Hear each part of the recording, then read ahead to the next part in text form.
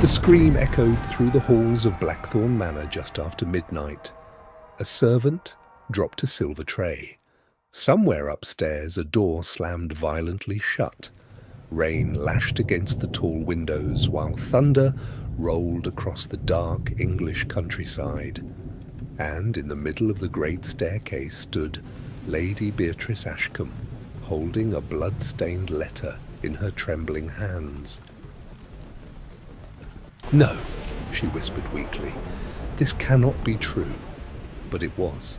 The man she had waited for during the last 7 years was finally returning to Blackthorn Manor, and he was not alone. Learn English through story. The Secret of Blackthorn Manor, old British vibe story. The year was 1887. Far away from London, surrounded by forests and endless fog, stood Blackthorn Manor, one of the oldest estates in northern England. The manor had belonged to the Ashcombe family for generations. Villagers often spoke about it in frightened voices at the local pub. Some claimed the house was cursed, others believed the walls themselves remembered terrible secrets. At the centre of it all lived Lady Beatrice Ashcombe. She was 34 years old, tall and elegant, always dressed in black silk gowns that swept across the wooden floors like shadows. Her pale face and cold grey eyes made many people nervous. Yet years earlier, she had once been known as the brightest beauty in Yorkshire. But sorrow changes people.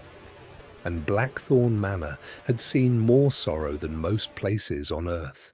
Every morning the house followed the same routine. The maids opened the heavy curtains, the cook prepared breakfast in silence, the servants polished silver that was rarely used, and Lady Beatrice sat alone in the grand dining room beneath a giant portrait of her late husband, Lord Edward Ashcombe, or at least that was what everyone believed, because Lord Edward Ashcombe had disappeared 7 years earlier, without explanation, without farewell. One stormy evening he had ridden away on horseback and never returned. No body was ever found, no witness ever came forward. The villagers eventually declared him dead, but Lady Beatrice never did. Every night, she left a single candle burning beside the window overlooking the front gate, waiting, always waiting. On a freezing November evening, a young doctor named Jonathan Reed arrived in the village. He had travelled from London after receiving a strange letter requesting medical assistance at Blackthorn Manor. The villagers immediately warned him. "You should not stay there after dark," the innkeeper muttered while pouring tea. Jonathan smiled politely. "I assure you, sir, I do not fear old houses." The innkeeper leaned closer. "It is not the house that frightens people." Jonathan frowned slightly. "Then what does?" The old man hesitated. "The people inside it."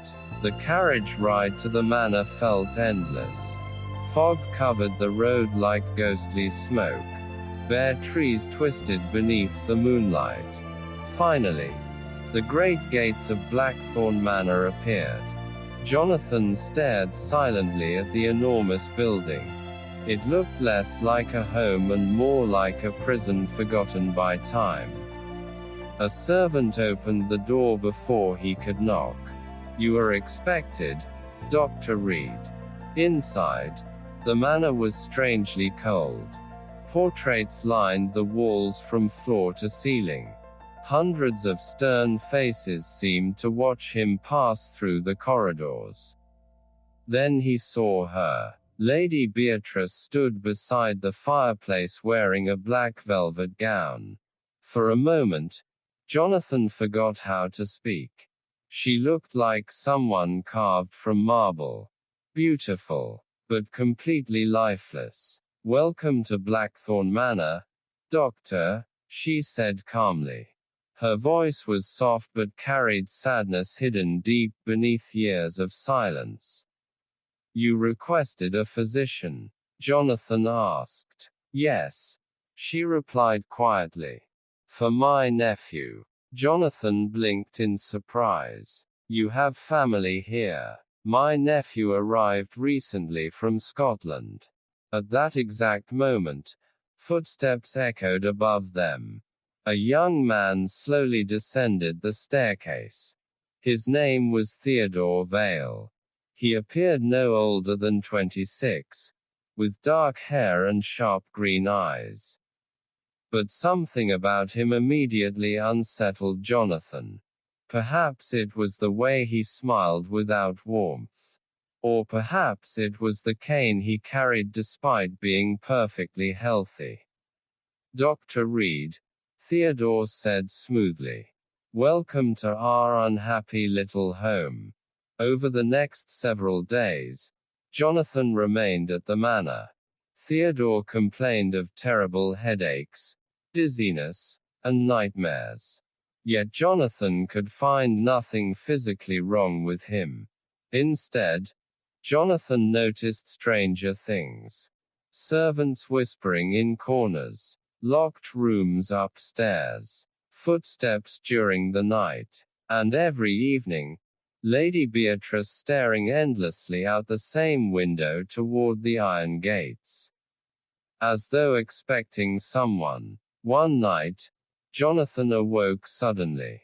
A woman was screaming somewhere inside the house. He rushed into the hallway carrying a candle. The screaming stopped immediately. But then, he heard piano music, soft, slow, coming from downstairs. Jonathan carefully followed the sound until he reached the ballroom. The doors stood slightly open.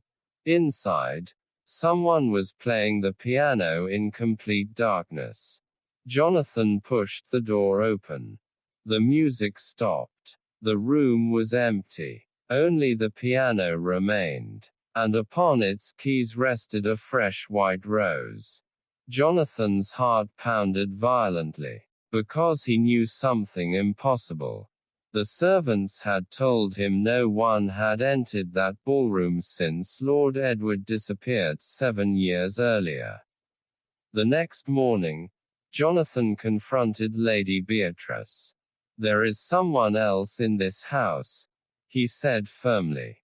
For the first time, fear appeared in her eyes. You must leave Blackthorn Manor immediately, she whispered. What? You do not understand what lives inside these walls. Jonathan stared at her. Lives. Before she could answer, Theodore suddenly appeared behind them. His expression darkened slightly. Aunt Beatrice, he said coldly, the doctor has duties elsewhere, I believe. Lady Beatrice lowered her eyes immediately. Jonathan noticed it at once.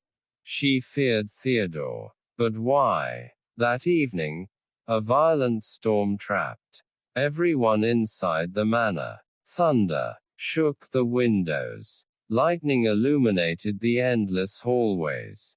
At dinner, tension filled the room like poison. Then suddenly, a servant entered trembling violently. Milady, he stammered. There is someone at the gate. Lady Beatrice froze. Theodore slowly stood up. Jonathan looked between them in confusion.